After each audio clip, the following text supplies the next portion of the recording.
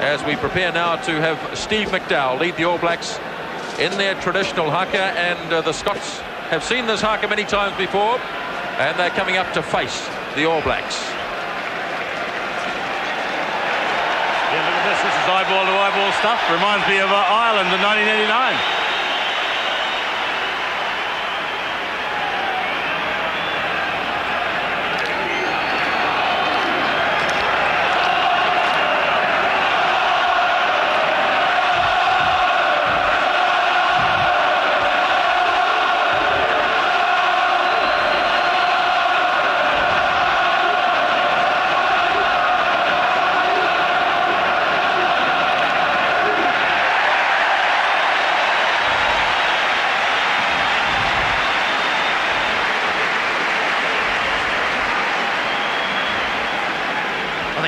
Almost chested Dotty Weir there, didn't he? So there is the All Black side that faces Scotland this afternoon. Tuigamala, Little, Bishop, at least Preston, Michael Jones and Andy Earl come back into that All Black side for this afternoon's game.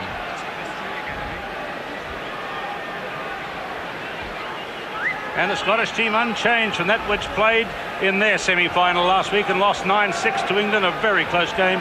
No tries scored. That's their full lineup for this afternoon's fixture. So it's Steve Hilditch of Ireland who will look after this afternoon's game. He's assisted on the touchlines today by two Englishmen, Fred Howard and Ed Morrison, and it'll be John Preston to get this match underway, the playoff game for third and fourth at Rugby's World Cup in 1991 here at Cardiff Arms Park. Referee Hilditch begins the game.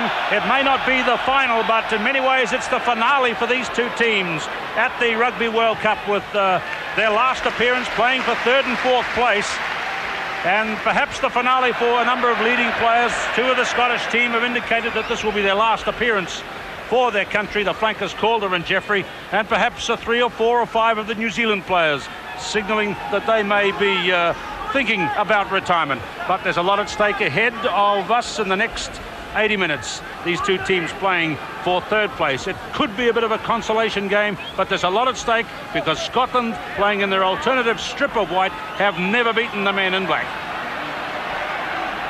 Yes, the big problem for New Zealand is, can they lift themselves off the floor after such disappointment last Sunday? Big jump straight away by Michael Jones. That was a good move by Sean Fitzpatrick to throw to New Zealand star player number 7. There's Bishop spinning out wide to the left to Tuigamala, who handed off the number 4, Chris Gray, the big lock, as though he wasn't there. Stanger through, and now Michael Jones has played good rugby for the second time in the first moment by clearing it to Preston. Zinzan Brook has taken it into a setup here.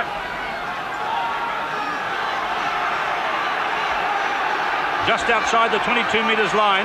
The referee's got a duck down. Wants the little number 12.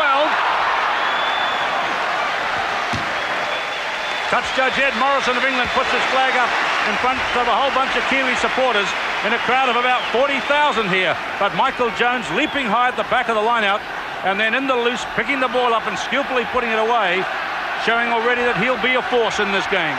Yes, well, Scotland have an advantage too, having played on Saturday. It gives them 4 days to recover from that massive game against England. The All Blacks only 3, obviously. Where will Fitzpatrick throw this one? They've got the jumper in, Earl in at number 6 in the line. Jones gets called to number 7, the fellow with his head up there, and it's back to Gary Armstrong, back to Chalmers.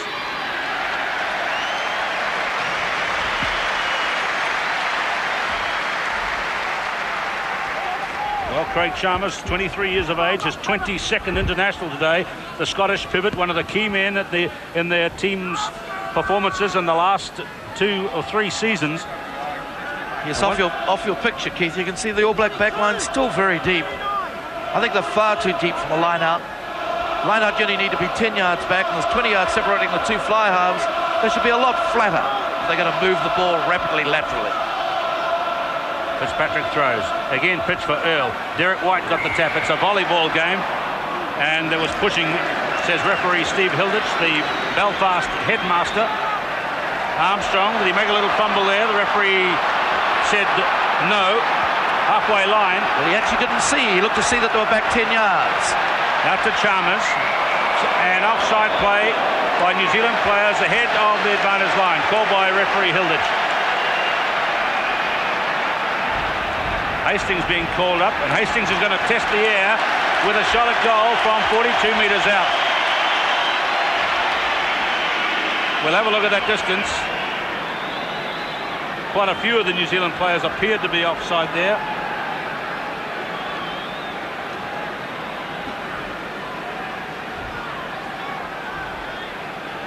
Well, the big fella, Gavin Hastings, has put up a remarkable record in international rugby.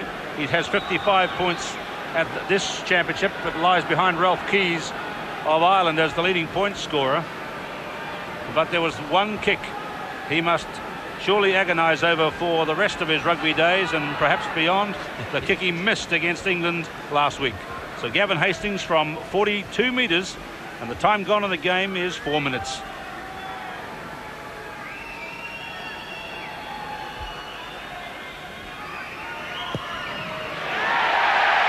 Good kick. Great goal. Yes, he talk about agonising. Only time makes it better. He'll remember it for the rest of his life, not only his playing days. And when you do forget, whenever you've made these giant boobs, you find someone always in the bar remembers. It reminds you of it. So there is Gavin Hastings, increases his number of points to 58.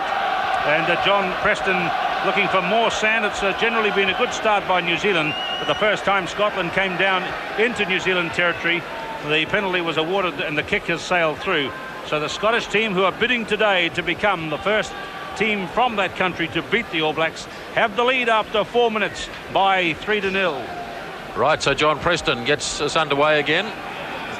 No wind to speak. A lot better kick.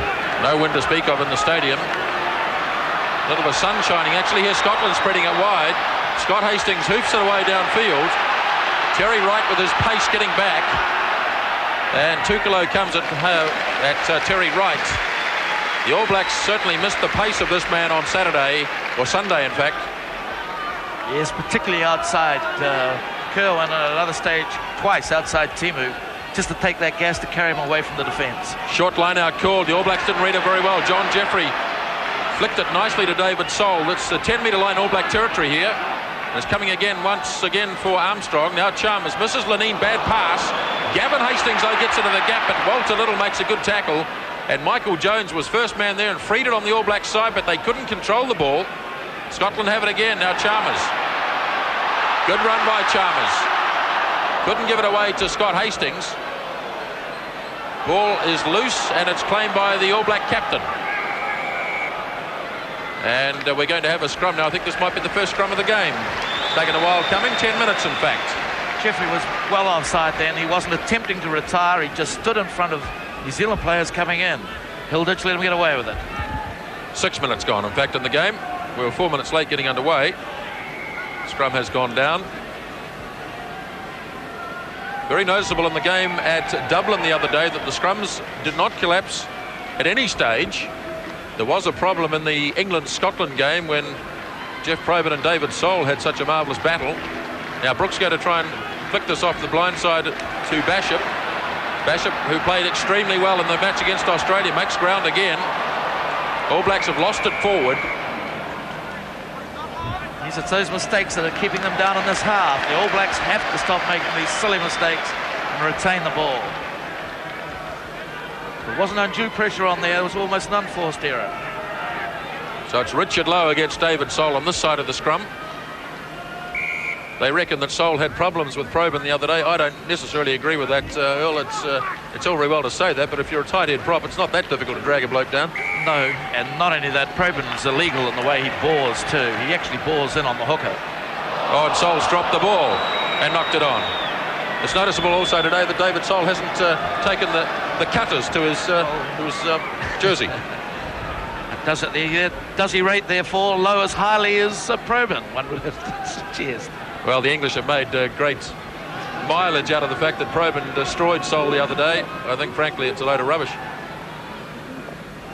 Well, the accent for England has always been on scrummaging, and that's the way they play the game. Basham, Preston. Lovely spiraling kick by John Preston. Too far, though. He's a lovely punter of the ball, John Preston, but he gave that one just a little too much, Wheatbix. And it's gone over the touchline on the full. So back we come. As you can see in the right-hand side of the picture there, the sun is shining at Cardiff Arms Park.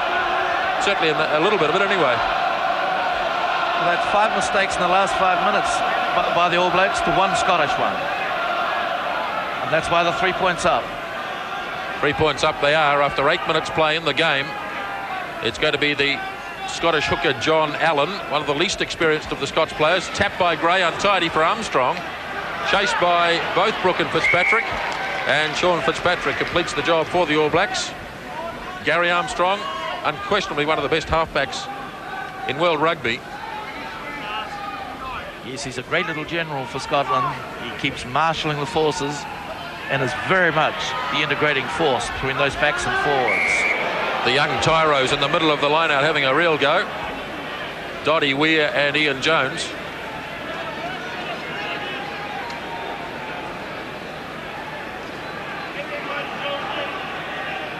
So they've got the word.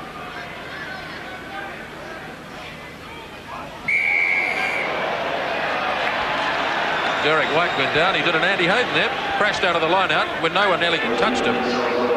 And has ended up getting penalised anyway.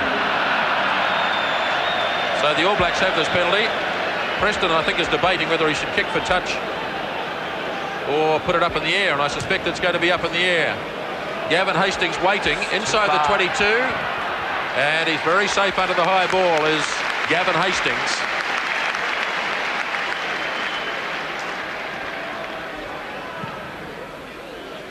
Beautiful spiral punt by Hastings. So back we come to halfway. Scotland ahead in the match by 3 points to 0, and we have now reached the 10-minute mark in the first half.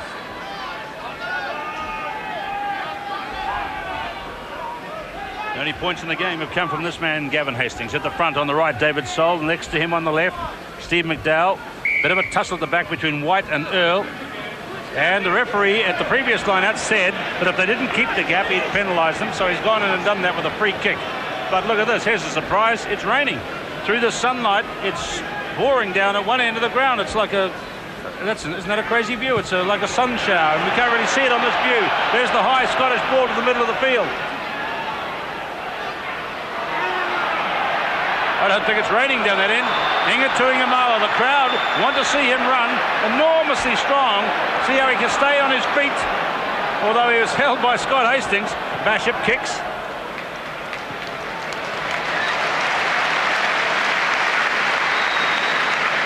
That's what it really required in the first place. I mean, it's silly to start playing, if they're really serious about this game, too much of the airy-fairy stuff at this stage of it.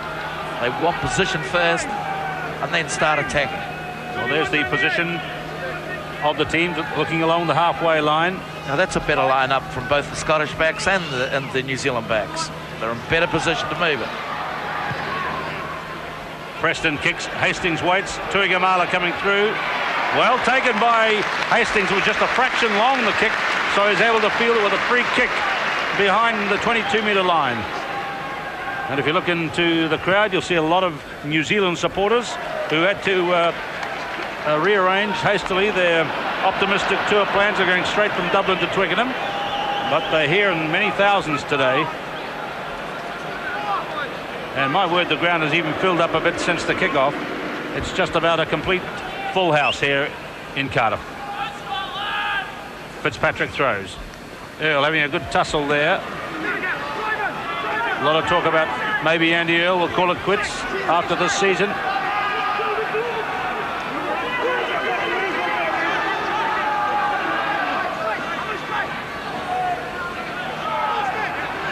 There's some tough rucking in there. My word, that is tough.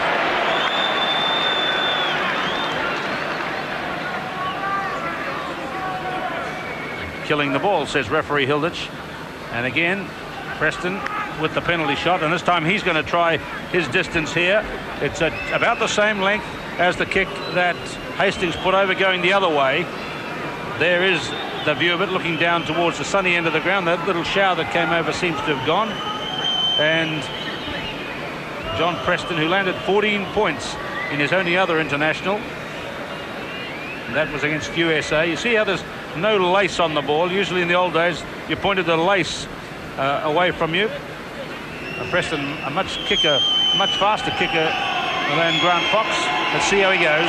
And the time gone is 13 minutes.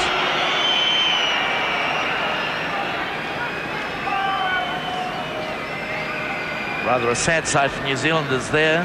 The physiotherapist, New Zealand All Black one, has been out to see Turgamala. He's obviously having trouble with a hamstring.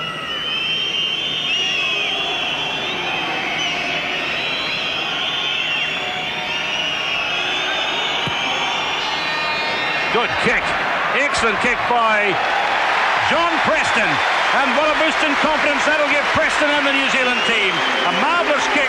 And after 14 minutes, the All Blacks have leveled up with Scotland at 3-3. Yes, good on him, because there's a tremendous amount of pressure when you play your first game in this ground. It's not his first game on this ground, you know, Earl. He had one here a few years ago for the New Zealand secondary schools against the Welsh secondary schools. That means nothing in comparison with playing with the All Blacks. That's true, but he's been in the stadium before. 3-3 the score. Chalmers restarts for Scotland, 3-3. Ian Jones gets up high, loose ball though. Claimed by the Scots, so the All Blacks have lost it. Chalmers whips it across to Lanine. Gavin Hastings in quickly. Another great tackle by Walter Little. The little fellow Walter Little in midfield dropped big Gavin Hastings to the ground, and the whistle's gone here. Offside against presumably Michael Jones. That's a harsh penalty, because earlier on when Gavin Hastings got hit, that ball went forward in the tackle. That's two excellent tackles by Walter Little. So this scrum is 15 metres out from the All Black 22.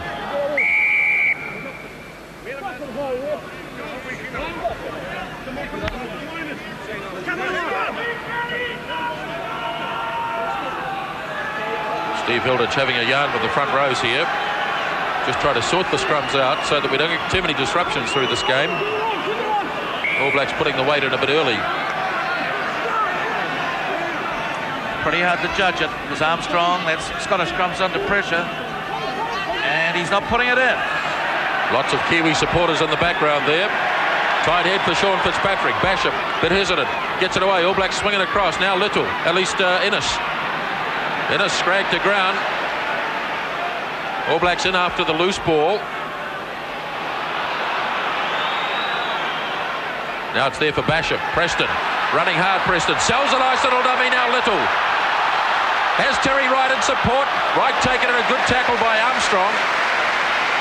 Weir goes in to pick up the loose ball. Lost forward by Scotland. Lovely run by John Preston.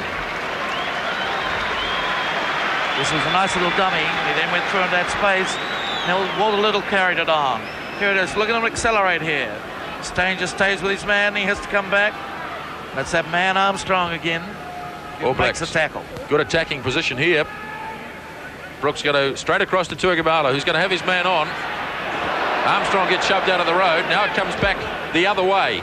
Little gets through Chalmers all right.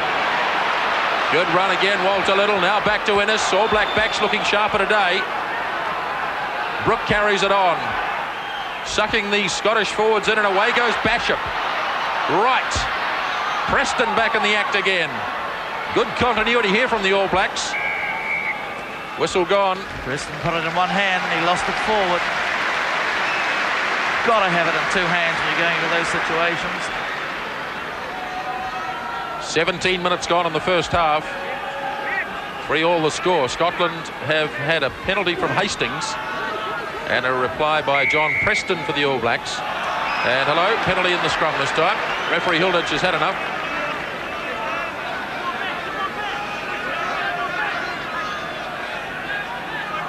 Well, that's one way to sort the scrum problem out. Dish out a penalty or two. Hastings clears, and so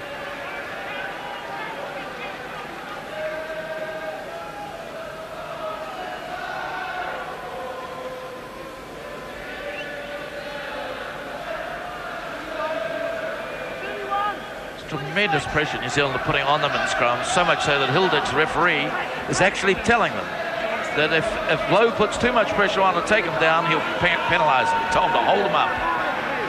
It's remarkable, isn't it, for an English referee? or a British referee, I should say. Looking for Michael Jones, beaten by Calder this time. Zinzambrick trying to dive on it, seemed to lose it forward. Armstrong away to Tukalo. Very good on his feet, Ivan Tukalo, but good work by Gary Wetton. Now the All Blacks have a chance here. Basham across to Tuigamala. He'll have Stanger on again. Lovely double round by Basham. Michael Jones tried to loom up in support, got the pass Jones, and what good play again. The All Blacks starting to gel a bit now. And Graham Basham just carrying on from where he left off at Lansdowne Road. Involved a couple of times there, and a lovely move. He's been a bit scratchy though, clearing the ball, because there's been a lot of pressure coming through the line out on him. But this is a lovely double round. Good work by Tuigamala here. Stanger, he did well. He double round, didn't he? Yes, it's good running by Basham. But look at that man. That's the man New Zealand needed on Sunday. Jones, omnipresent. Defensive clearance made by Gary Armstrong, so that relieves the pressure for the Scots. Benny would say not only omnipresent, omnipotent. Good name to have on Cardiff Arms Park too, Jones. 20 minutes gone nearly. First half, no tries, 3-all. New Zealand have got the better the last 7 or 8 minutes. Tap down to Basham. Preston, Little. Innes cutting back. Innes broke right through. Tuigamala from Fitzpatrick. They're working the big winger hard, aren't they? Basham. Whistle's gone for a knock-on, for a scrum. Well, if he's pulled them back, it must be a Scottish put-in. Yes, it is.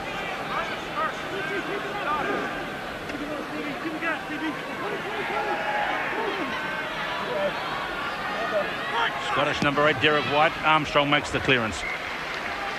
You like that idea, Earl? Give the big fella Tuigamala as much work as he needs out there. Oh, that's good, and they're giving him straight ball. I mean, this is what should have happened to Kerwin moons ago, right from Argentina on. Just get it straight from the base of the scrum and let them make the run or the pressure. They'll go past the tunnel of the scrum every time. Then the forwards can get up and behind them, drive in and create the second phase, and they move it again from there. So number 5 is George Weir. Out of your picture, though, again, the All Blacks are far too deep. They're going back 40 yards. Preston, Little. Lovely break by Little. Terry Wright. Well, the referee has not awarded a try. Touch judge Fred Howard had his flag up, but a super run by Terry Wright. Well, that was the other missing ingredient, wasn't it, on Sunday? That pace on the end of the line to clear out like that. Shorten the line out. Scotland throw deep. Taken in by Calder in front of his posts. Risky business, but they're taking a few chances today, the Scots. A pass from behind their goal line to Sean Lanine, and away goes the kick to touch.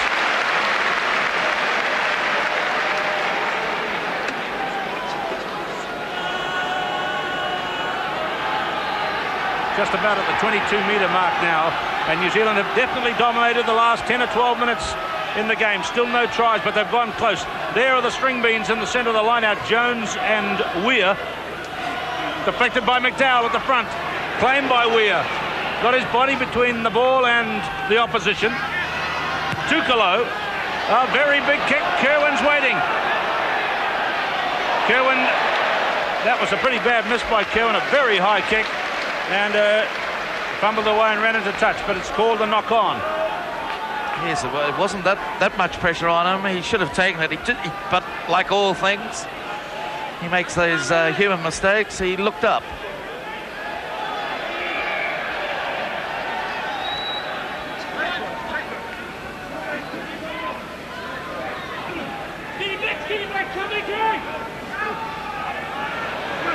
Advantage is applying for offside play by Graham Basham.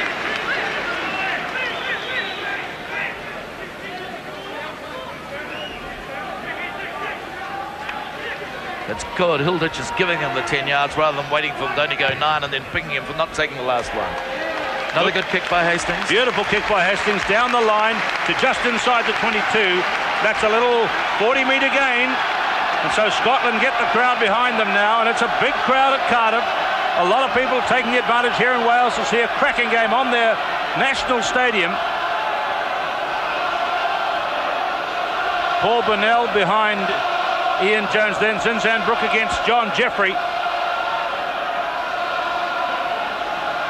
Jones and Calder down at the back.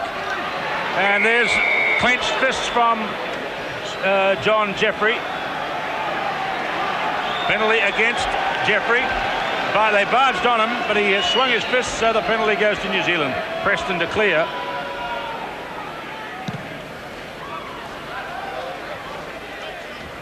I don't think that they did barge. It was a good two-handed take by Zinzanbrook. He really went up. He lay across him, but he did take it, going for the ball, two hands. Jeffrey was upset. Hasn't he got a magic face? You might have seen it in those profiles earlier on. You could describe it as craggy. Well thrown by John Allen to the palm by White. Nice working by number 12, Lenine. You'll see him trotting back to position. There he is. Now Armstrong's got it. Back to Chalmers for the kick ball position. They're trying to test Kerwin under the high ball again. This time Fitzpatrick waits. It's gone to Scotland. Allen, good run by Allen.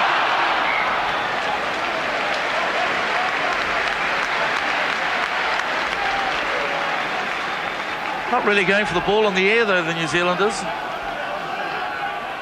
They'll give them confidence, and in other words, they'll get bombarded with these sort of balls unless they watch it and show more confidence in taking those throws. Deflected by Chris Gray. Armstrong decides to take it in.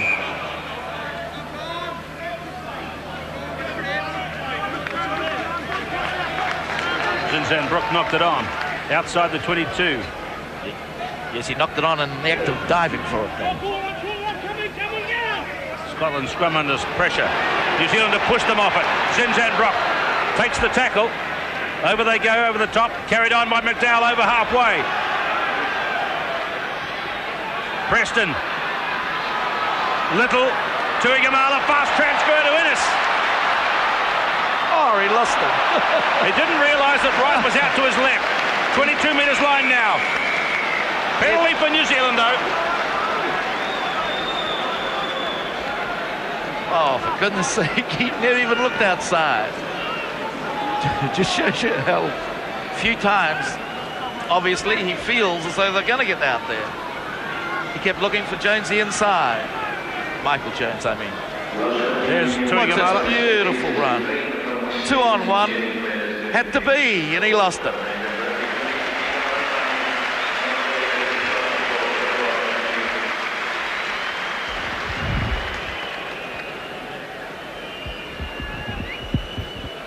Well, they've just put an announcement over the PA imploring the crowd not to whistle during the kicks. They might consider doing that at Twickenham this Saturday in the final. I don't know that the crowd would listen to him, given the number of guys that sit out in that car park there, Keith, and imbibe before the game. This is John Preston, 26 minutes gone, first half, 3-3. This to give New Zealand the lead, perhaps.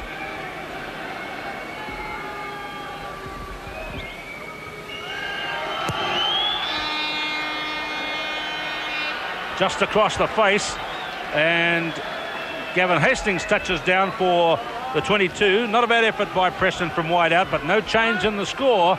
26 minutes gone, first half, and it's just a penalty goal to each team. Scotland against New Zealand. Chalmers, little flat one, looking for Jeffrey, dived in, seemed to knock it on. Referee says it's all right, or does he? There was a knock on there after all. Might have been made by Armstrong. So anyway, the All Blacks have the put-in. No, in fact, the All Blacks don't have the put-in. They definitely knocked it on. Oh, there we Must go. be All Black ball. Armstrong having them on, goes around the other side. Well, there's been some good back play by New Zealand in this game. Here's Kerwin getting a chance. Good work by Kerwin. Tried to slip it to Zinzanbrook on the outside, couldn't though. The All Blacks have secured the loose ball. Just trying to free it now. Basham. Preston. Cross for Little. Little's had an outstanding game. Preston in it again. All Blacks running at the Scots here. Ball's been lost and Armstrong has the ball and Hastings has the kick. Huge kick by Hastings. Still not out. Wright going back. And a rather hurried clearance from Terry Wright. Well, the All Blacks had their opportunity there. Well, it's just another ingredient in it now. Walter Little feels inspired. He's not inhibited at all, and he's going for it. So is Innes. They're actually penetrating. They're giving the Scottish backline all kinds of problems on attack. Armstrong on his own gets through a weak tackle. But Preston still lost the ball previous to that, going into the ruck. We've lost it a few times in the ruck, that is New Zealand, not we. Bashop with the kick. Hastings waits, Tuigamala lines him up and makes a good tackle, and Calder has to hack it out into touch. Good kick by Bashop that time.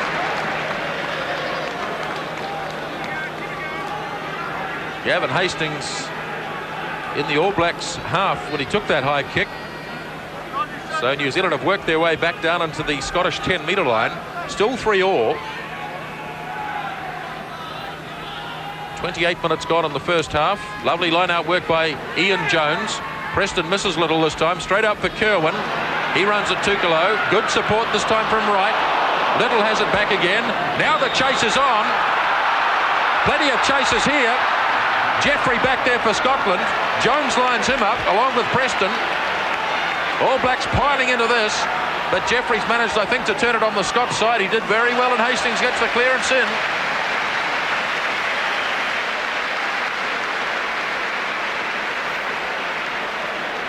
Gavin Hastings has made the clearance now. There's a couple of players left down there to the right. Jones a bit slow to get up, so was Jeffrey. Carry on quickly, says the referee. Away we go. The All Blacks spread it, and it's been dropped. This time by Walter Little, who has been an outstanding figure in this game so far, but he just lost concentration there for a moment. Yes, he's running freely. In other words, he's totally uninhibited, and he's enjoying it.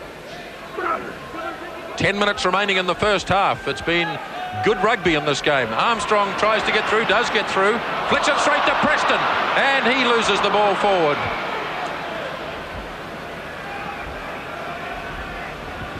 Had the ball knocked out of his arms, I think. Yes, he had to have had it knocked out. All Black scrum is far superior here. Already Fitzpatrick has gained 2 tight heads in the game. This game really is all about pride. Both sides terribly disappointed in missing out on the final at Twickenham. Some people question the value of this game, but as we saw at Rotorua in 1987, it can be a marvellous game of rugby. On that occasion, Wales beat Australia. And there's been some very good rugby in this game too. All Blacks have a free kick given against them for pushing over the mark. Armstrong doesn't put it in very quickly either. No, he does not. I mean, it's very hard to determine, and Hilditch is desperate to try and stop it going on. But one would have to say that he hangs back far too long and waits till his own side are going to be set, and of course they never are. So we're into gamesmanship, really.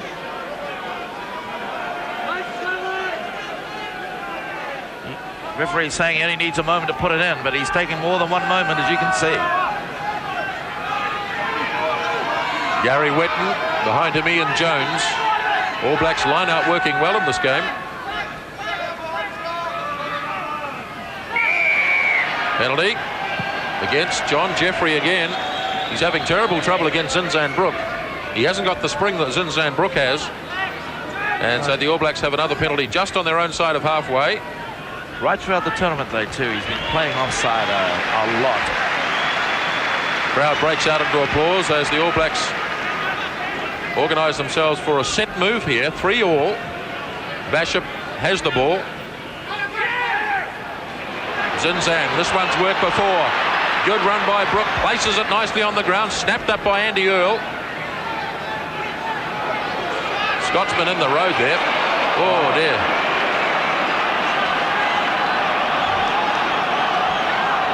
Finley Calder through the punch.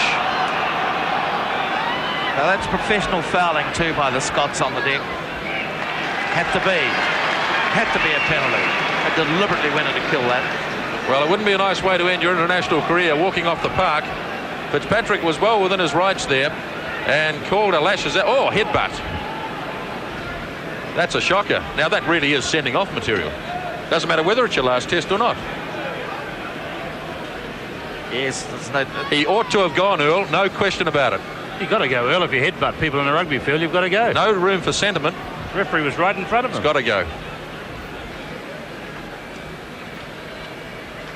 I think you can put it down the fact that it was Findlay called and he's done a lot for rugby in Scotland. Otherwise, I'd have to agree with you. So John Preston from right out in front, about 40 metres out. And that is a just reward for the All Blacks, who have battled away for no tangible rewards really, have now hit the front for the first time in the game by 6 points to 3. After John Preston landed his second penalty goal after a shocking headbutt by Finlay Calder. And what have we had? 33 minutes, so 7 out from half-time. 6-3, New Zealand leads. Well, there he is, penalised for a headbutt, but it should have been something more, I think. Certainly the referee didn't speak to him with great cautions. As Chalmers kicks out, so I do hope we're not going to have degrees of rough play, so that players with long reputations and long service are freed from being sent off. That's a good long stretch for Hastings. Fumble by Hastings. And that swung New Zealand onto attack again.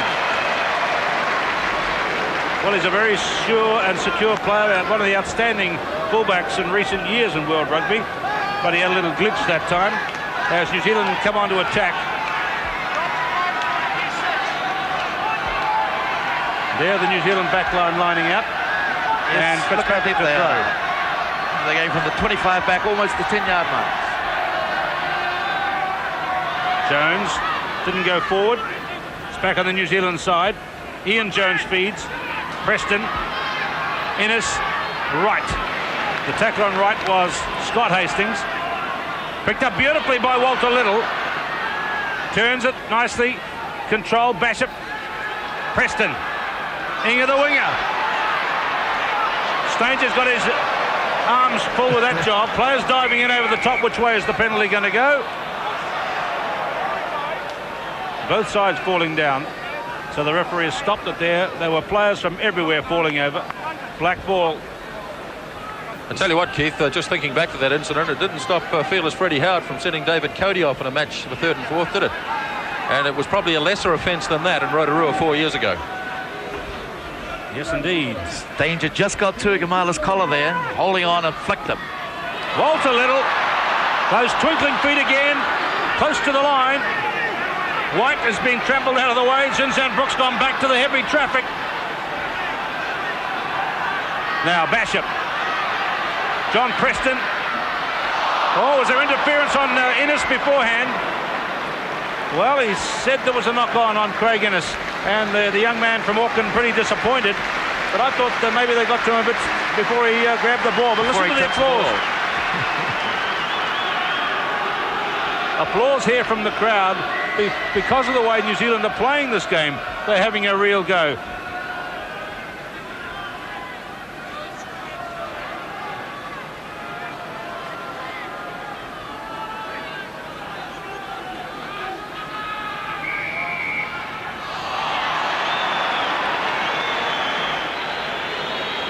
Richard Lowe pulled it down, says referee Hilditch. It doesn't say much for Sol, though, does it? Coming up to 37 minutes gone first half. Earlier, you get the impression Scotland are just stopping at the moment. They're not doing anything attacking constructive to get score, get the points. They're just trying to absorb pressure, hoping that they can break out of it with more New Zealand mistakes. New Zealand don't make mistakes. I can't see Scotland staying in the game. They're what you call sort of hanging on.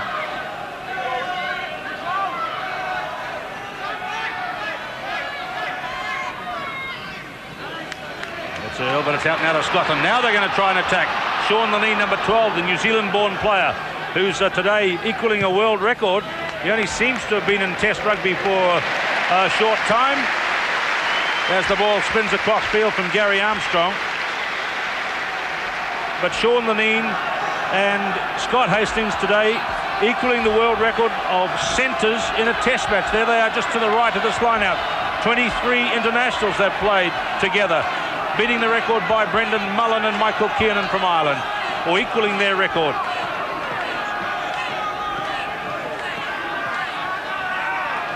Chalmers, you see just off your picture, is very wide and flat, waiting to get into these New Zealand backs if they get the ball. Big kick by Little goes to Hastings. Gavin Hastings. Tukalo goes back behind him. Hastings has that attacking kick from the back. Preston is waiting there. Zinzan Brook. Preston gets it from Brook. It's outside the 22, and this is a nice setup for New Zealand here. Away they go, the big black blanket.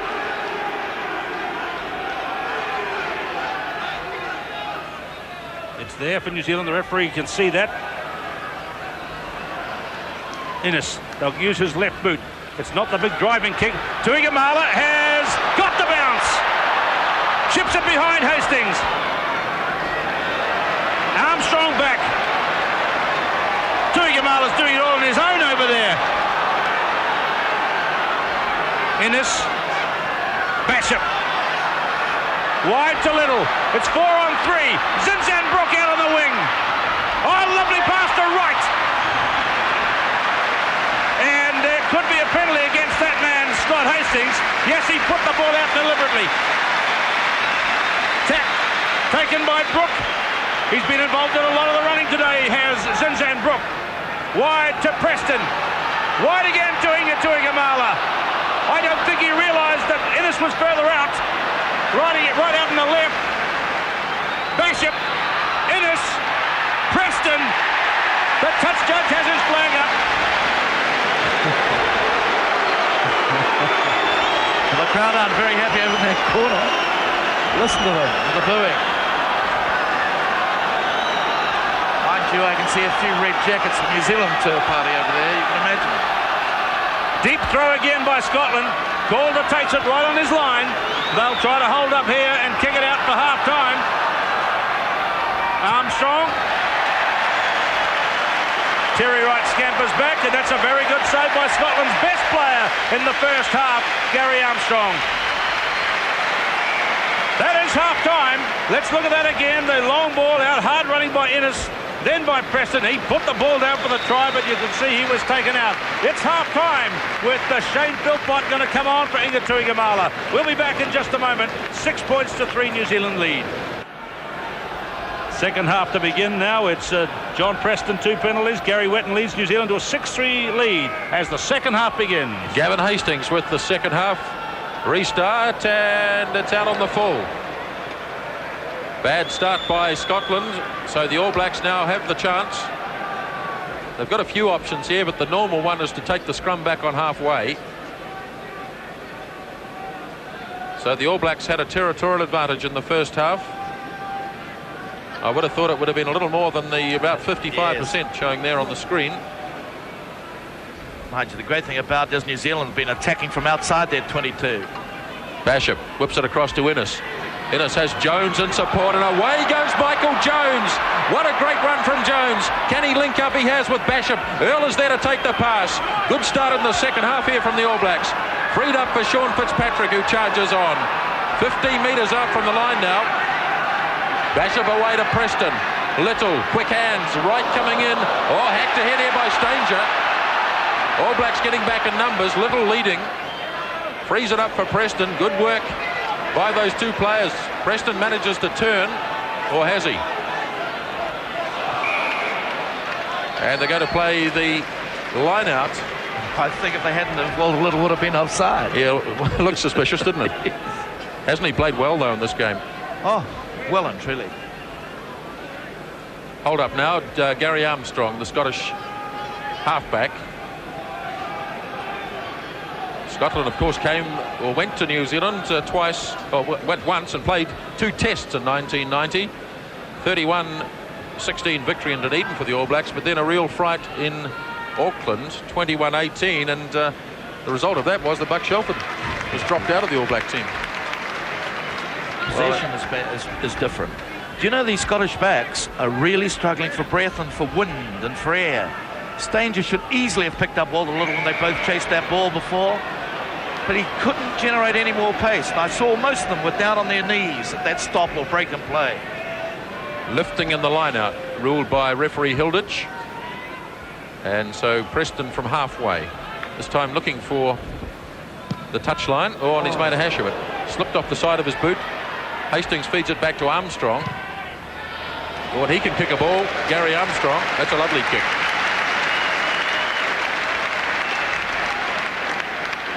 They say that he is a target for rugby league, Gary Armstrong. Haven't been too many Scots in recent years. Alan Tate is one that springs to mind. But he would be good at league. He's very nippy and he's very tough too. And he's got the right shaped nose for it as well. 3 minutes gone in the second half. Lovely take by Ian Jones. All Blacks crunching it off downfield again. Look at this, holding their feet magnificently. Now it's freed. Basham was going to give it to Michael Jones, decided not to. Here's Walter Little away again on one of those runs of his. Little could go all the way here. Looking for support in field. Popped it up. Brooke got it. Brooke's going to fire one across field now. Preston. Ennis taking across for the setup in centre field. Ball loose. Controlled by Steve McDowell.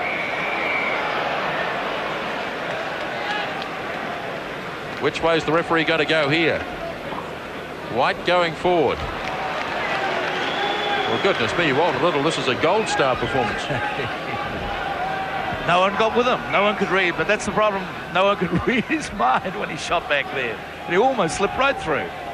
4 minutes gone in the second half of this playoff match for third and fourth at the Rugby World Cup. And again, Armstrong has made a very good clearance. But that's all Scotland really can produce so far is clearing kicks. It's the All Blacks who are doing all the attacking in the early stages here of the second half. 6-3, 4 minutes in. So there's Gary Armstrong, complete with the bump on his beak. Watching at the scrum there, his 24th Test match today. There's a lot of pulling, and down goes Gary Wetton that time, but New Zealand have it again. Walter Little. Lovely little dispatch to Kerwin, who tries to crunch the centre. Kerwin down. Referee having a look at that. Basham finds Ennis. Ennis kicking for Philpott, and that's not a bad little kick. Cross comes Hastings. Oh, Hastings has got a little bit of clearance there and kicks it deep down the field. Good play by Gavin Hastings, turning defence quickly into attack. Preston has skied it in field.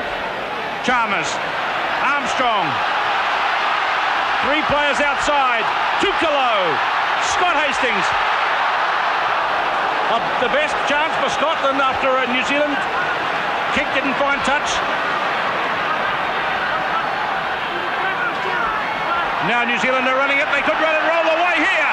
Preston, right. Bad pass from right. Kerwin's come across. The big guy's trying to keep it going. Ennis, Basham. And now Derek White is going back. White puts in the number 8's kick. Preston takes it.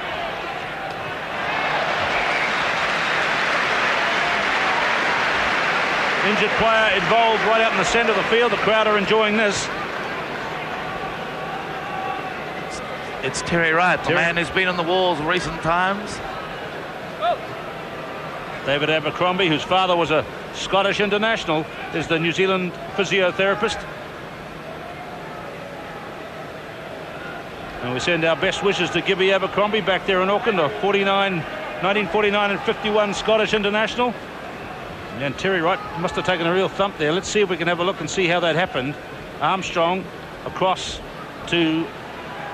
This is Scott Hastings with it now, and there is Terry Wright. Pulled away from making the tackle there, so he's okay in this little bit of play. Although... Yes, it was in the second sequence. From that ruck, coming back to the left, coming back into your picture. John Allen also receiving some attention. Wright is going back to position.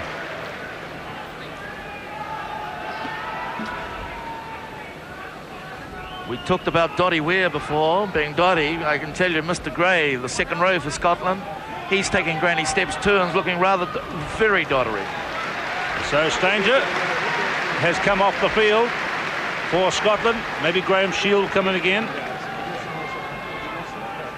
Meanwhile, the action continues. John Jeffrey in his last game for Scotland going backwards here in this particular play. Chris Gray celebrating the birth of a new baby this week. His wife presented him with a son on Monday. Scott Hastings. Wide to Tukalo. He's left it behind. And Gavin Hastings just takes it with his boot to touch. So a new player going to come into the game for Scotland. We'll get a look at him at the moment. A popular figure coming into the game. Number 16, Peter Dodds, the veteran. So Dodds will probably come in onto the wing where he's played for Scotland before. 33 years of age and a very popular figure from the Kelso club. When did Philpott last have a game for New Zealand, Keith? Philpott had in 5 minutes the game at Italy. I don't think he touched the ball. Well, I think he's looking a bit short of a gallop. Oh, he will be if he only had 5 minutes. Very hard to stay sharp if you haven't had a game for 2.5 weeks. So there's Peter Dodds, a veteran. You see he's had 9 seasons on and off for Scotland. He went out to Australia with the British Isles team in 1989 when Scotland supplied both the fullbacks. Those two guys there in the picture, Hastings and Dodds. It's 6-3. We haven't had a try yet. Scotland haven't scored a try, and neither have New Zealand in their last 2 games. So we wait, but there's been plenty of opportunities as it comes down. Penalty for New Zealand. This will be a key penalty for the outcome of the game.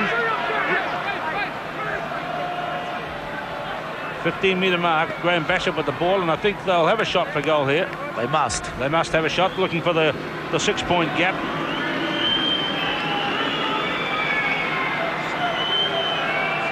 And we look along the distance for the kick from John Preston. 9 minutes have gone in the second half. He landed 2 penalties in the first half. Once for Scotland over the top, and once for the Calder headbutt. And again, the PA system is asking for people, please do not whistle during the kicks, but that only antagonises some of the people to encourage them to do it more. 9 minutes gone. Preston to kick from 42 metres out. It's just about the same place as Gavin Hastings' goal in the first half. Lovely kick by Preston. Lovely kick by Preston. 3 penalty goals, and New Zealand out to the 6-point gap now, and that's 9 points to 3. 9 minutes gone, and all the points for his side so far from John Preston.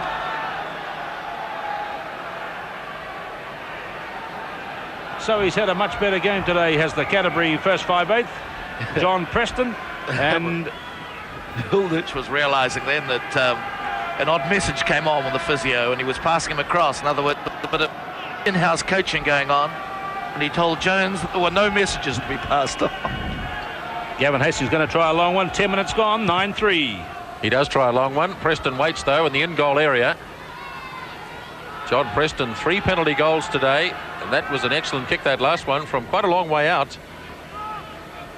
He really is a beautiful kicker of the ball, both punting and place kicking, although a couple of his attempted kicks for touch today have slipped off the side of his boot. So here is Preston from the 22 now to drop out. Very flat. Wetton tries to come through after it. It's been snapped up though by Armstrong, so Scotland in possession here. John Allen plays at halfback. He gets barreled by Gary Wetton. Scotland going back at the rate of knots, but referee was playing advantage. So it was a knock-on way back by Gary Wetton. A good use of the advantage rule there by referee Hilditch.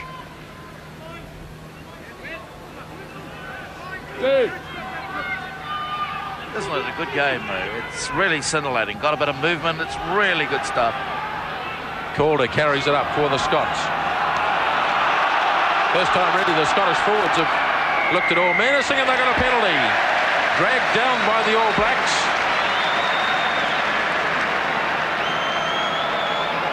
Pulling the ball down was the call. Oh, the maul. Okay, a bit hard to understand the Irishman. I was going to say, what's wrong with pulling the ball down, but pulling the maul down is different. Didn't nominate who it was, though. Finlay Calder ran strongly here. Basham held on, and so did Preston. So they did eventually go to ground, and Michael Jones might have in fact left there on the ground. It might have been the man that was penalised. Anyway, it's Gavin Hastings from right in front. Finlay Calder, in my book, lucky to still be on the field, but nevertheless he's there.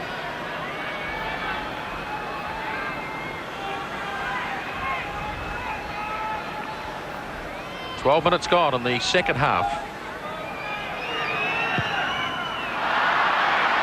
Oh, it's a repeat of Murrayfield. You wouldn't believe it, would you? Gavin Hastings kicks those in his sleep normally. well, that's what he's been doing. Imagine the agonising he has been doing while trying to sleep. That's right. The last few days. Oh, poor Blake. Not quite so much hinging on that kick, but nevertheless it would have put Scotland right back to within 3 points of the All Blacks. Preston again with a flat kick. Grabbed by Brook, who's had another strong game. Good strong charge by Zinzan. All Blacks have it now with Basham kicking. Philpott roaring through onto this. Oh, beautiful work by Hastings. Richard Lowe gets shoved out of the road. It's up to Brook to make the tackle. It's coming again for the All Blacks. Back for Terry Wright. And it's going straight down the throat of Hastings again. Kicked it very high, almost landed on the stand roof and has stayed in the field of play. Wright has it again.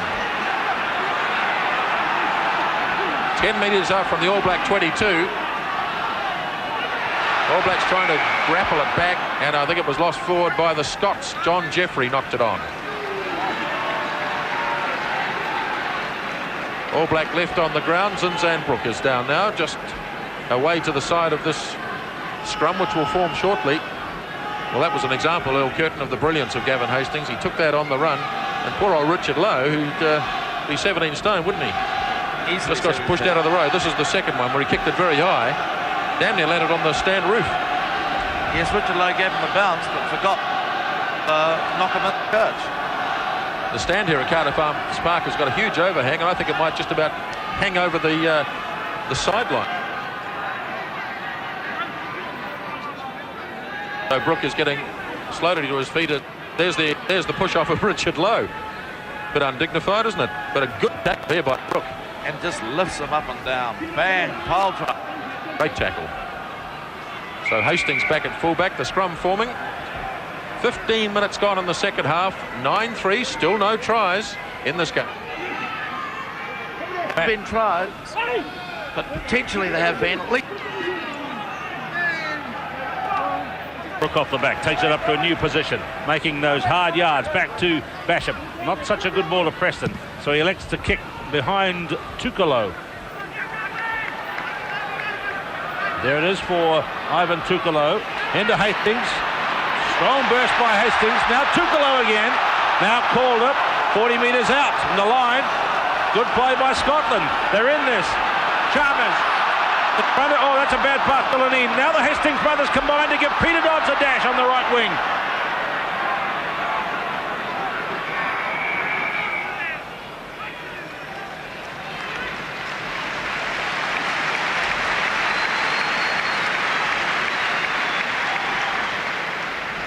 Well, that was a good passage of play by Scotland. They laid it back very, very quickly. And it was just some grand tackling again, particularly by Innes on that occasion. High ball from Armstrong. Terry Wright is under real pressure here. Gets up for the catch. They bury him. There was no mark taken. Wright gets heaps on the ground there. Good passage of play by Scotland. They're only 5 metres out. It's coming for the Scots. Sol gets caught and thrown back by Brook. I thought when he got hit that he put them accidentally offside. Did you? He drove him back into his own players. Great tackle again by Zinzan Brook, though. Wolf, he lifted him up. Look at this. Wham! Well, they're accidentally offside, but he pushes him back there. Referee Hilditch sees it as a Scottish put in. Time has gone at 16 minutes. Big scrum goes in by New Zealand. They turn it away from the Scottish halfback. Finds it difficult to find his combinations. Perhaps out to the right where Gavin Hastings is waiting. And Zinzan Brook, you see, is off the New Zealand scrum. And he'll be waiting to see if Armstrong passes it to the right to Gavin Hastings. So it's actually a big New Zealand scrum with only 7 players in it. Zinzan Brook and Wright are organising their defence on this left-hand side. White went the other way. Still could come to the right. Chris Gray, number 4. There for the Scots. It's coming to the right. Armstrong. Still a Scottish ball. Sol. This is looking along the goal line. Some tough rucking there. I'm sure Jim Telfer up in the stands, who will be retiring after this game, would be very pleased the way the Scottish team went in to ruck the ball. He's been a disciple of the New Zealand rucking game for a long time. Hard pressure here by the Scots. 17 minutes gone.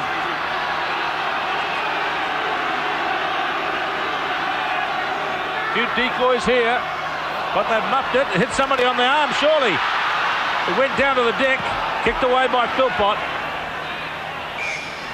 And it's in touch. Well, the All Blacks were having to withstand pressure there. Armstrong had another little dab in there, very low to the ground, trying to sling in.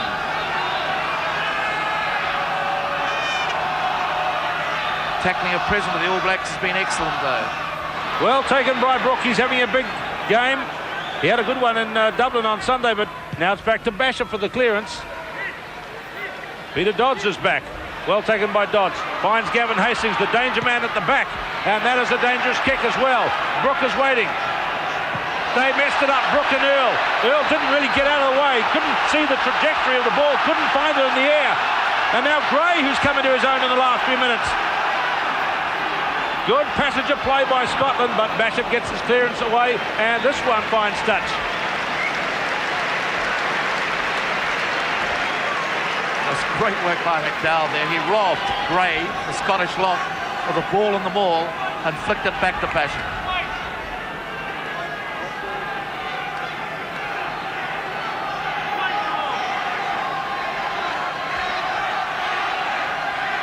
John Allen throws deep towards Doddy Weir, but beaten to the jump by Ian Jones, who went back and shadowed him.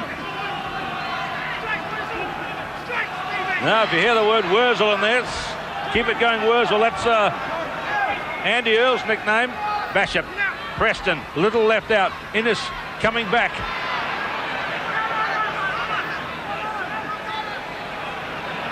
It's there for New Zealand. McDowell, Basham with him. Just a little bit clever that time, and it didn't really work from Graham Basham. A good idea. Just slightly hurried, you'd say. Just got to set it a wee bit more, New Zealand does. So as they don't play into the Scottish hands, they're trying to break up the pattern that New Zealand had been imposing on them before half-time. The big throw again to Jeffrey. It was dead straight. Lenine passed it on to Sol in midfield. Chalmers putting Scotland back onto attack again. Nice play by Craig Chalmers. Punching it inside the 22-metre line, and now quick throw, and away goes Fitzpatrick. New Zealand are going to put their stamp on the game just to break away from all the Scottish attacking, and that was good thinking. Caught them unawares and took the play some 12 metres upfield. No tries in the game. It's still locked at 9-3. A tough game, a tight game, but my word, it's exciting.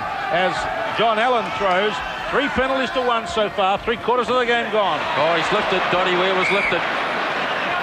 Wasn't straight either. Goodness me, he was up there forever. Crowd all laughing. It's so obvious. A lovely expletive too there from that Scottish captain David Sol, with someone not marking that quick throw in by Fitzpatrick. Basham jabs it away down the blind side. Nice little kick from Graham Basham. So back to halfway we go, and this fellow Graham Basham has really come on in the last couple of games. Look at him shouting at the forwards, something that he didn't do a lot early in his career. But as he's gained in confidence, 17 tests now behind him. He started here at Cardiff Arms Park 2 years ago. Chris Gray has it for the Scots. Right on halfway.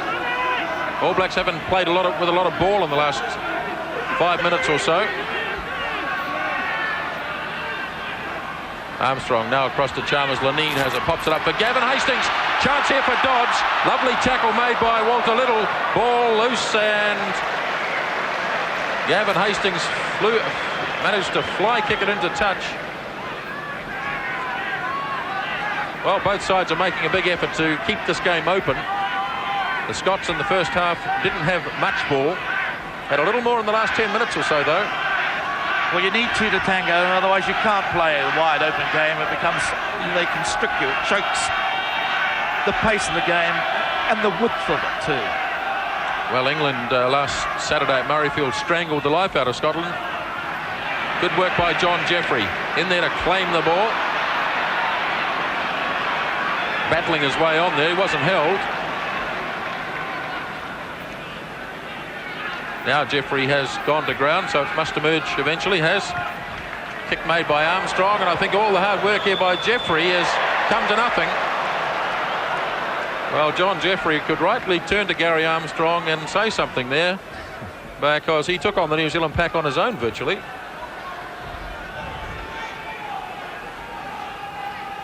Scotland will sadly miss the white shark John Jeffrey, and the man standing behind him in the line-out, Finlay Calder, both retiring at the end of this game. Calder 34, Jeffrey 32. Looking for Michael Jones near the back. It's fallen for Chalmers. The first knock on, I think, was made by Jones, though.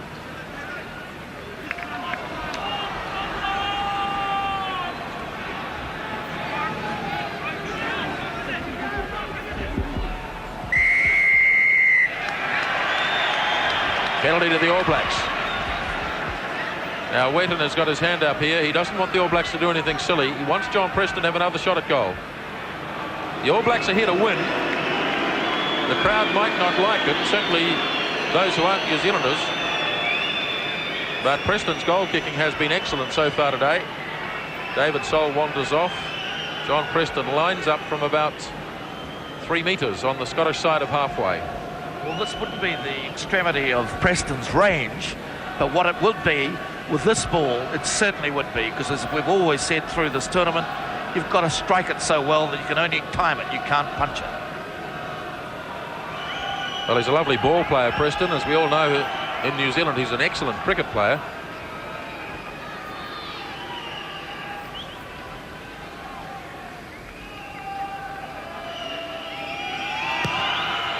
Won't get the distance this time, though. He's pushed it out to the right, where Hastings was waiting. They're going to try and work something here. Dodds goes off on a run. And it's finally with Tukalo. Well, it was rather an intricate move worked by the Scots, but the same result. I think the ball kicked out. Absolutely. 25 minutes gone in the second half. 15 remaining in the game. 9-3 it's still. Well, you'd have to say the Scots are in with a chance of winning the game with the scores so close, and they've had some good play in the last 10 minutes or so. Those are the Kiwi supporters with the blue jackets in the back. Chalmers. Scott Hastings. Good tackle by Innes on his brother. Michael Jones throws down Chalmers.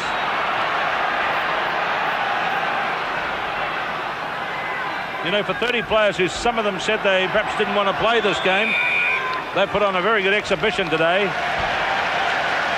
Oh, it's been an excellent game of football.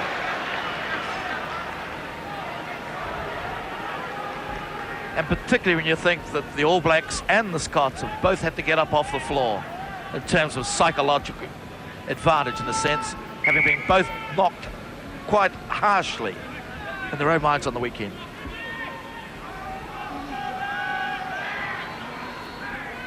Brooke, Basham running wide.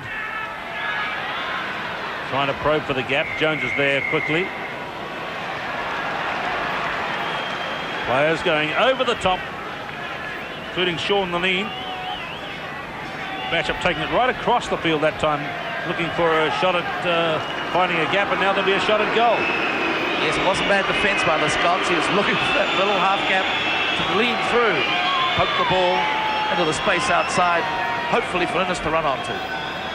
Well, a bit of booing from the crowd there. I suppose the neutral people here are the Welsh crowd, who would be by far the majority of the paying customers today. I suppose they want to see a bit of a frolic. They know their team's not involved, but I think the New Zealanders and the Scots would understand that there's a game to be won here, so the penalty shot at goal is being taken by John Preston.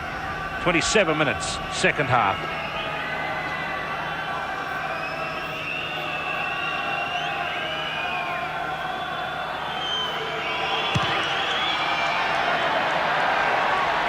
Very close, but just outside. Still 9-3. Preston's missed a couple now. Scotland still in within the 6-point gap, which means they've got a show. And now a good drop kick gives Dodds the bounce at halfway. An excellent drop kick by Chalmers. Andy Earl has held it up, and it looks like it'll be won by New Zealand. The ball, says the referee, was free there from any maul, and therefore was available for Armstrong to carry on. That's not true. Armstrong stood there and made no attempt to retire there. He wasn't coming back. It wasn't general play, I agree, but he should never have been allowed to play it there. Referee Hilditch was looking right in and let it run on. But Armstrong now with the put in at 28 minutes, second half. 12 minutes left for these teams to play, and their little finale. Andy Earl from Jones, taken to the ground. Zinzan Brook, who's got real drive and urgency in his football at the Rugby World Cup in 91. McDowell is having a crack. Let's see, there's 4 have played it. 4 more to play it. Michael Jones again. Zinzan Brook again. Straight at Chalmers. The referee says play on. And now there's a kick upfield from Armstrong, which Philpott will field near halfway. Now players are getting back behind him. Kerwin, fumble in midfield. Preston. Knock on by John Kerwin. This game is all over the park. Yes, it might be, but Hilditch is making some basic errors in refereeing. He's allowing players to stand offside. That was another blatant example of it, with the ball coming out to the All Blacks. You cannot stand there.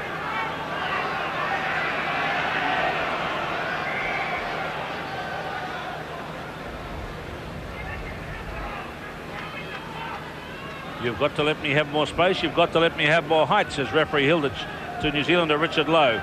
Controlled by Derek White. Good run by the London Scottish number 8 until he meets Zinzan Brook. Called it.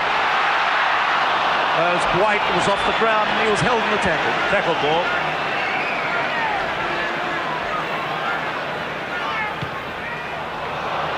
Basham kicks it straight across field. And Tukalo can't stop it going to touch. New Zealand will get the throw in there. Let's look at this again. You see White tackled there on the deck and then passes it. That is against the laws of the game, law 18. So up comes Fitzpatrick to throw. There was a nothing kick, wasn't it, then, by Basham? If they were going to kick the touch, he should have whammed it straight in from halfway here. We hope you're enjoying this live rugby from Cardiff Arms Park. 10 minutes to play. Fitzpatrick to throw.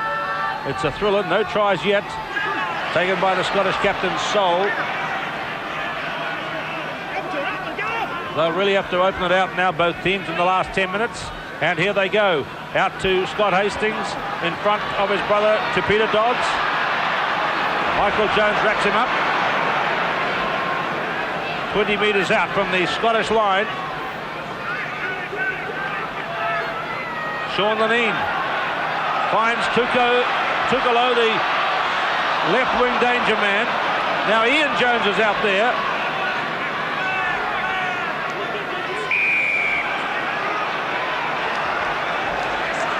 Touch judge has got his flag up, and that may be for number 1, Steve McDowell.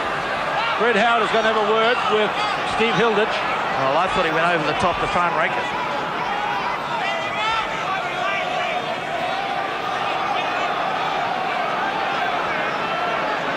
It was number 3, Richard Lowe. Put the stamp in on the Scottish player who's down hurt.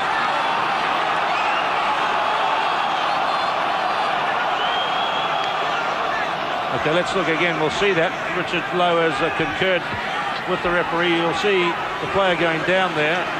Richard Lowe is number 3. Hasn't come into the picture as yet. There he is now, coming in from the left in this picture.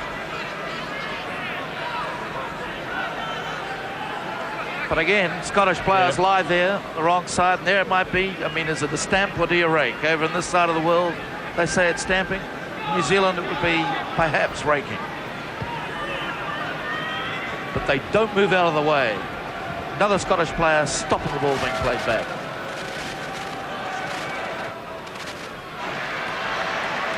He's been in the wars today as little Gary Armstrong from the Jed Forest Club.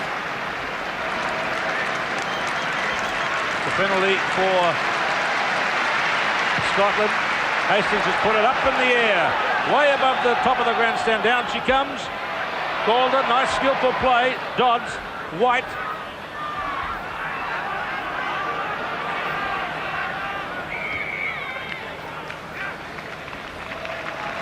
So a chance for New Zealand now. They'd like to lock this game up tight with 8 minutes to play, so they may try something here. Basham having a word away to the left. Is that where it's going to go? The backs are lined up out there from a centre field position.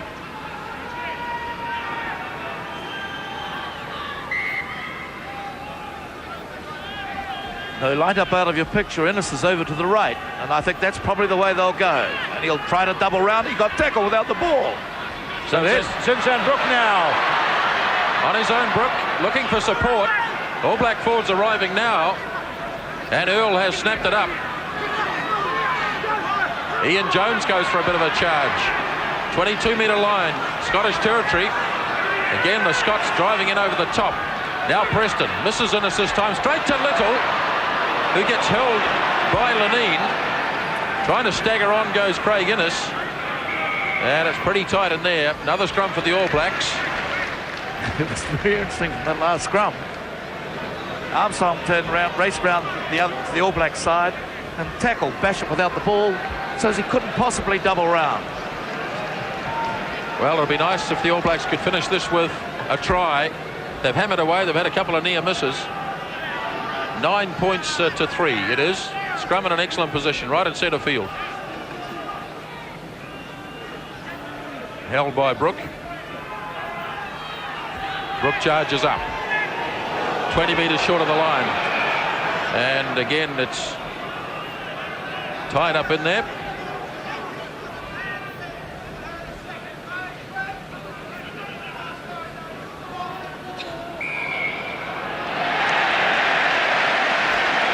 Penalty against Sean Fitzpatrick there. I don't think it was intentional at all.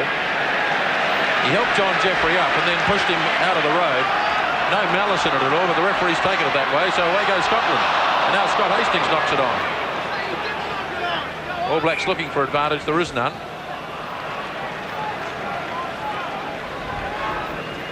That was all a bit silly, wasn't it?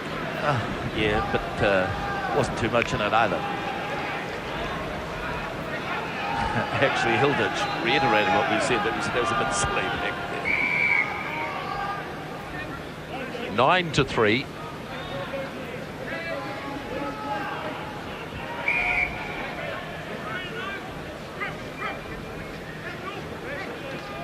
So the All Blacks have had a goodly share of possession. Haven't had quite as much in the second half, though. So Basham probing the kick downfield. Might have pushed it too far here. Hastings is solid under the ball.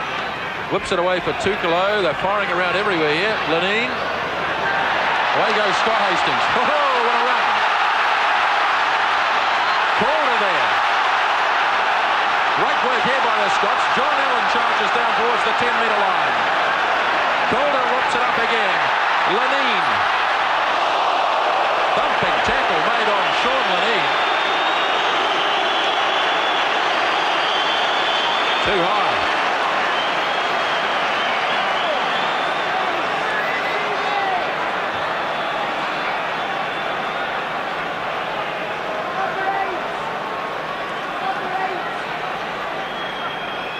Lovely work here by the Scots, and the tackle made by Sinsan Brook. Too high.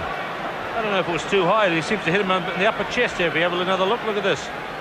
Oh, yes, it's no more around his neck than fly for the first hit. Yeah, now, Fearless Fred had his flag out like a shot. Well, that's Fearless Fred. But that was not a high tackle in terms of being high around the neck. And not only that, had it have been high, the after effects would have been that he'd have still been down there with the weight rate he went into it.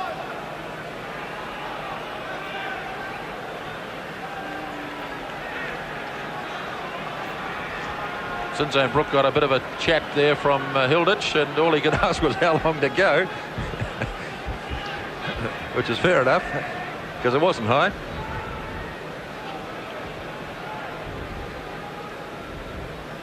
.10 minutes left in this game.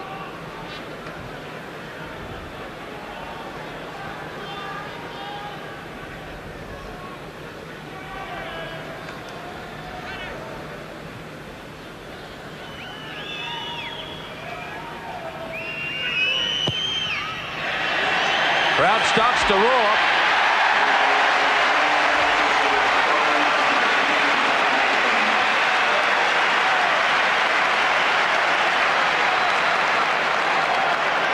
Second penalty goal for Gavin Hastings. 9 points to 6. And about 9 minutes left in this game. And suddenly it's all getting rather too close. It's getting a wee bit close. If you're a New Zealander or someone from the South Pacific, you'd be slightly worried. New Zealand have been unlucky, though. They've played good football, and they've played the better football, and I think they deserve to win, considering there are only about 8 minutes to go.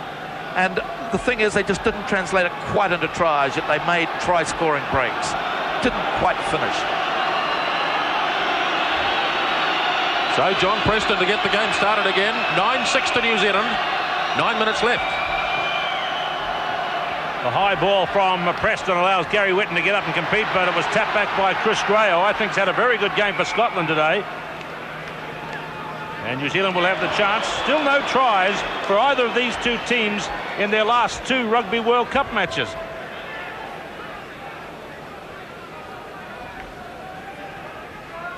David Soul, Scottish captain, must be wondering if his side can make a score in the last few minutes and snatch third place in the World Cup for 91 off the All Blacks. It's on if they can break away. New Zealand in control here and inching up towards the 22.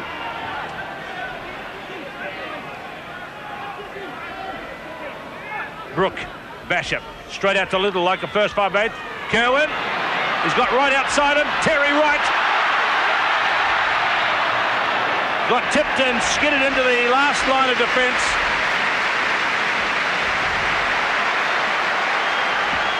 Good run by Terry Wright outside his All Black and Auckland teammate. And those who have watched Auckland rugby over the years have seen Wright do that a million times. Yes, but the good thing is that Little has given them so much trouble in midfield that nothing could drift off them, unlike Sunday where everyone was drifting off the midfield to get round Kerwin's neck. 40 minutes is up on the running clock. We will see how much injury time the referee plays. The referee has made a 10-metre penalty. Here's a chance for Scotland in the last seconds of the game. Oh, big hit by Michael Jones, high up on the chest. Chalmers has gone in and scrambled. Now Basham. Walter Little finds Philpott. Philpott to right, coming outside the other winger. And Walter Little flying for the corner. Makes it safe for the All Blacks. And how appropriate that it's Walter Little that gets it.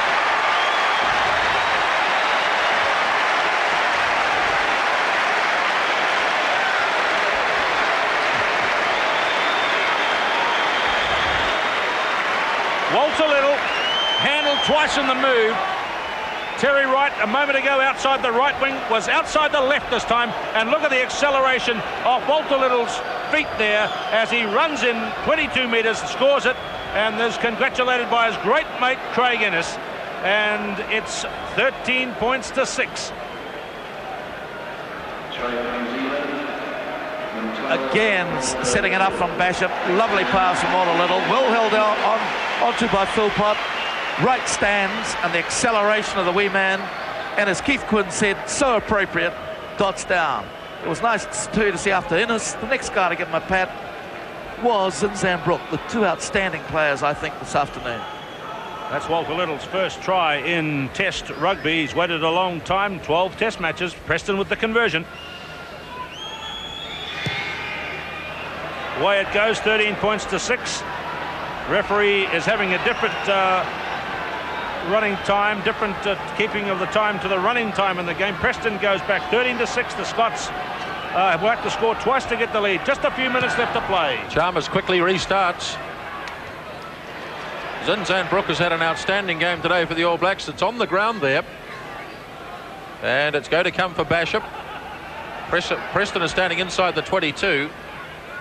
The Scots have to make the running now, and Preston, who's had a very good game too, clears away for touch. Goal kicking fallen away a little in the second half. He's missed a few.